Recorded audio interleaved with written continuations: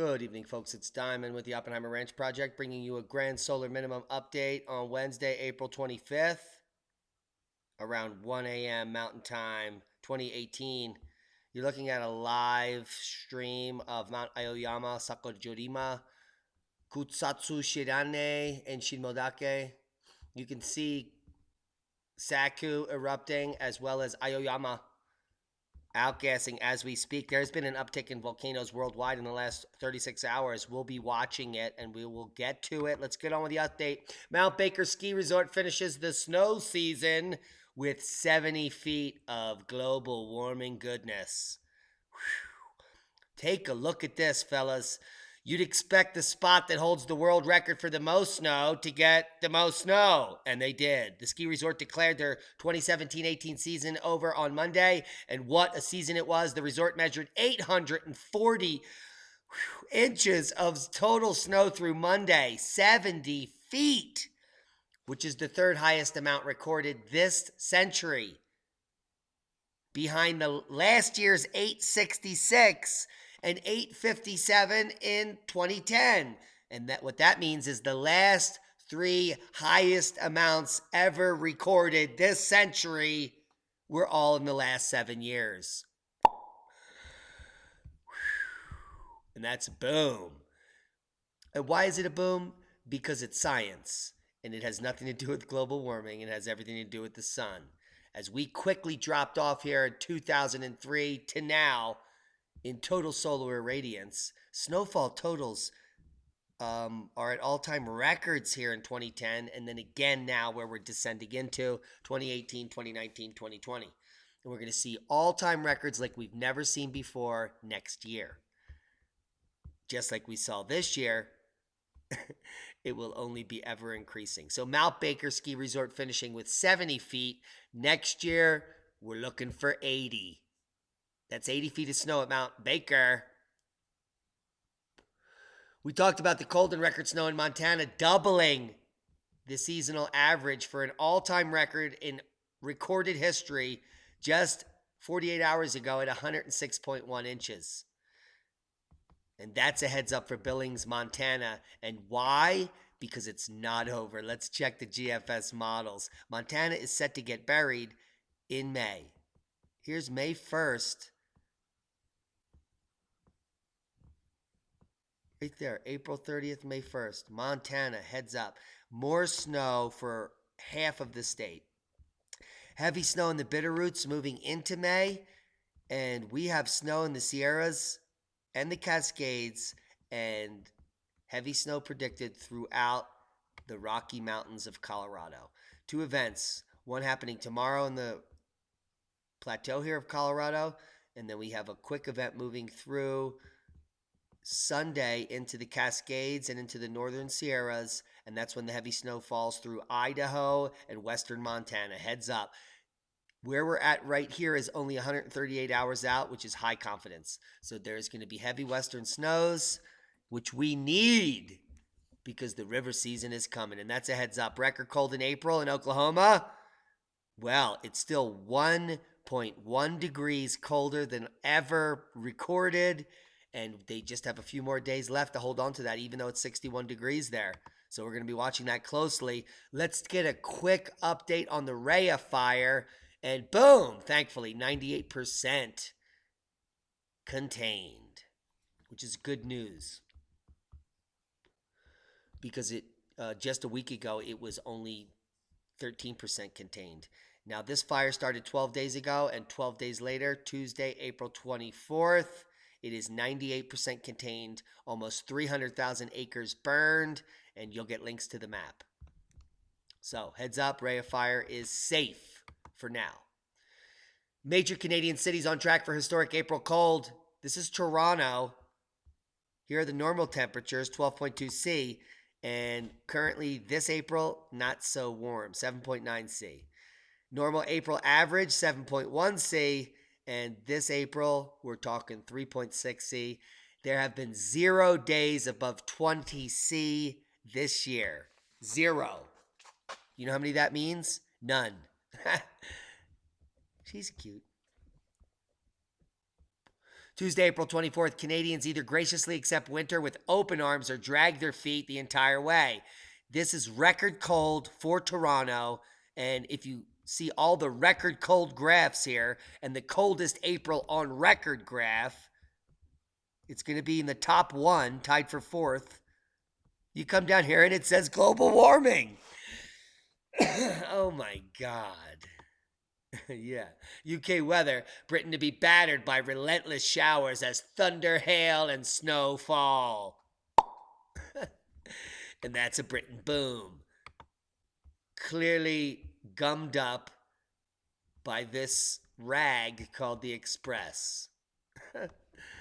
But I'm sure it'll be chilly there, folks, so put your knickers on. Significant damage after M5.2 earthquake hits Turkey. Dozens injured. You haven't been told about this. That's why I'm telling you. A strong and damaging M5.2 struck near Samsat, Turkey, just 36 hours ago, causing significant damage and injuring 39 people. It's not on the USGS. It's dropped off. But it was in the region of Turkey right here on this major fault line. Quakes of note, we have matching 5.3s on the mid-ocean ridge here in the Atlantic. Up here, 5.3, Svalbard. Matching quake down here in the Sandwich Islands. Can you say reverberation? We have a quake of note here at a major depth, 530 kilometers, 5.5 in Fiji. And then the afterquake of 5.0 in Tonga is not the expression. So we're looking for a large quake here in this over magnitude 5.5 at any moment. That's a heads up. We've had this interesting quake up here near Toronto where they have record cold, M2.5 in Pocatier, Canada. So we're going to be closely watching the seismic situation. Let's talk about the Volcano Uptick. Stromboli violently erupting, and they reopened that observation deck, which we predicted would turn out to be a very bad idea to tourists this summer. So we're waiting on the bad tourist scenario coming anytime soon. We have several other explosions happening worldwide with volcanoes in the last 24 hours. Real quick, we'll parse this up. You're going to get a little bit of thermal imaging on the violent explosion at Stromboli today. More like a splash or a blip more than a violent eruption. But I'll let you make your own call. Look at how violent that looks. Guys, when a violent eruption happens, the skies will become dark. So this is not a violent eruption.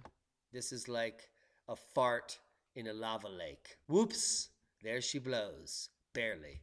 So we'll know it when it happens, and that ain't it. Here's the report.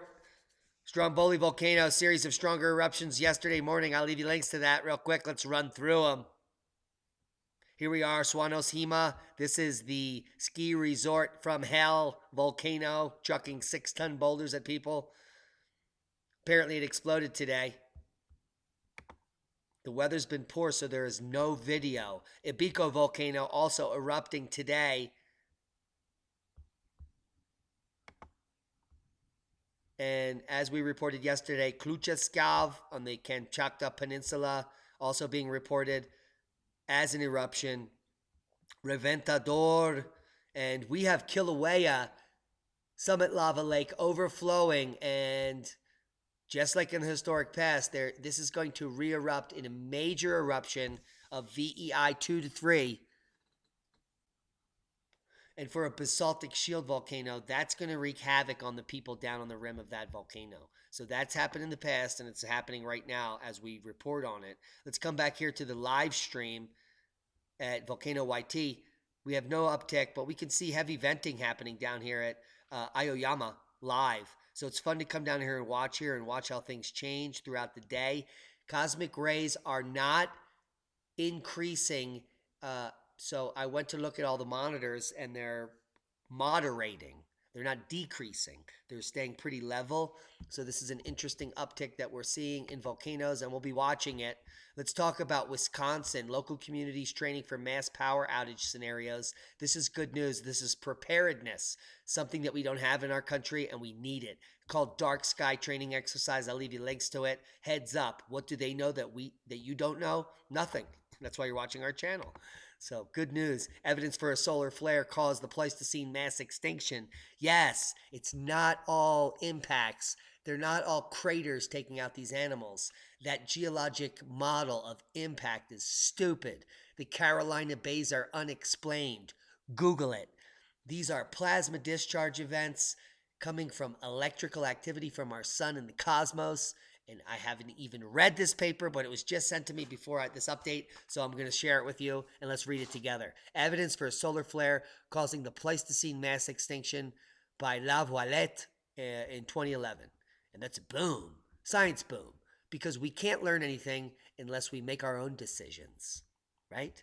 So throw your TV out the window.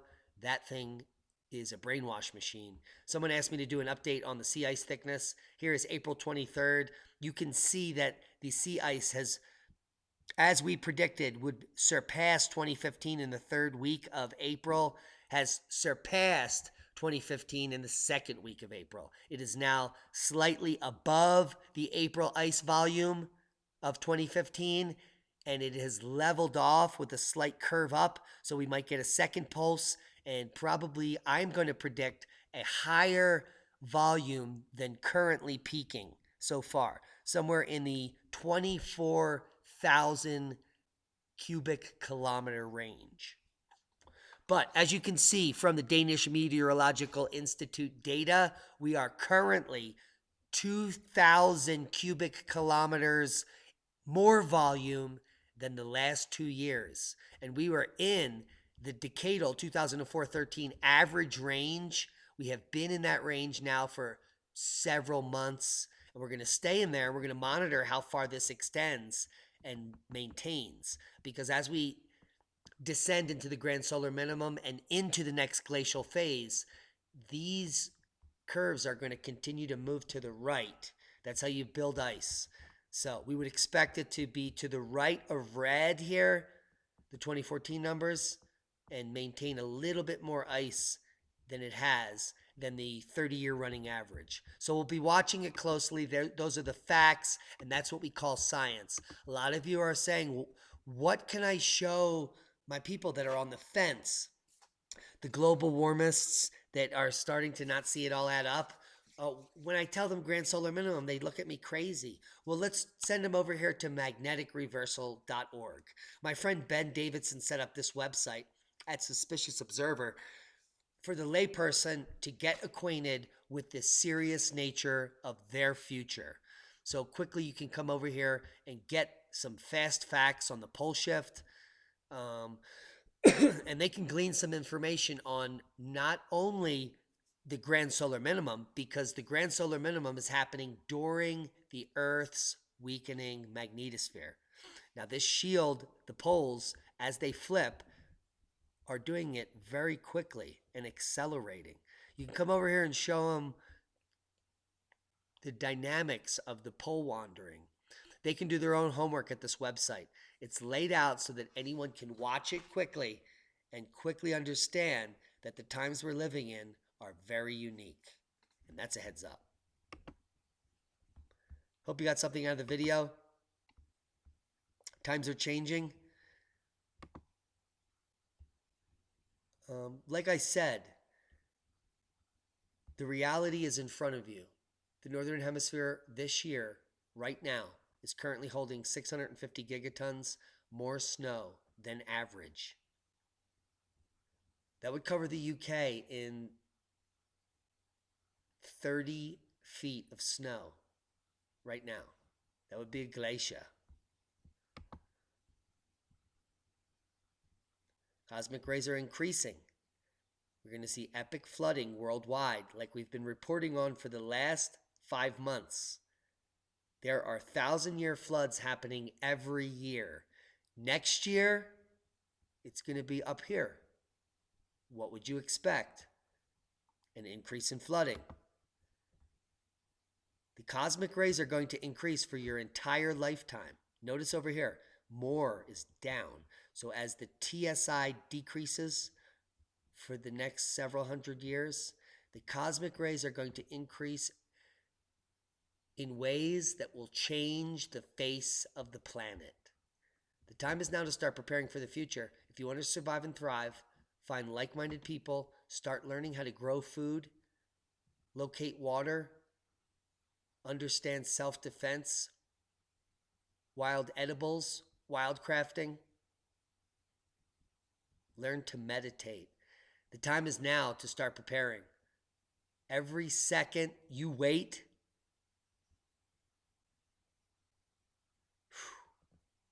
be safe, everyone.